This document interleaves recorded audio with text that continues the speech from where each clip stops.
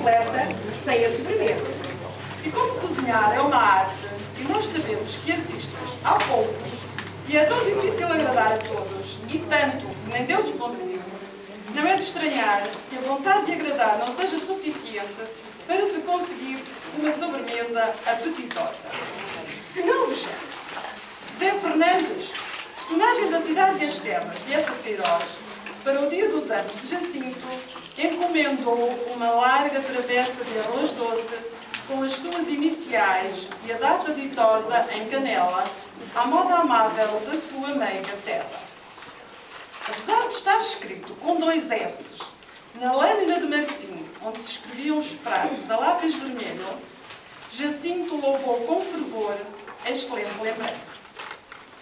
Mas quando veio o arroz doce, maciço, moldado em forma de pirâmide do Egito, emergindo de uma cauda de cereja, desaparecendo sob os frutos secos que o revestiam até ao cimo, onde se equilibrava uma coroa de conde feita de chocolate e gomos de tangerina gelada, e as iniciais, a data, tão lindas e graves, na canela ingênua, vinham traçadas nas bordas da travessa com violetas pedalinadas.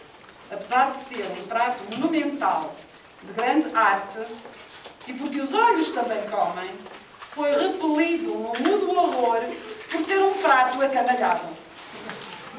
É preciso ter azar. Possivelmente, se o cozinheiro não tivesse tentado fazer uma obra de arte, talvez tivessem consolado com o arroz doce. Mas como achamos que têm direito a um docinho, mandámos vir diretamente do Brasil o pedido de sucesso de Andra Valadares, que a Marília vai servir.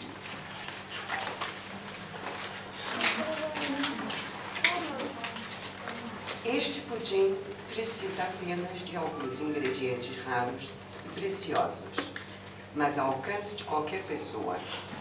1 xícara de sonho, 3 xícaras de trabalho, 2 xícaras de confiança, um copo bem cheio de criatividade, 5 colheres de talento e 2 colheres de doçura para a massa.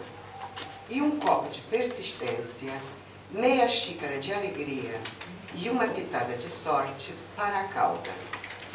Ao contrário dos outros, este pudim não deve ir à geladeira, pois poderá enfurecer demais e até mesmo perder sabor.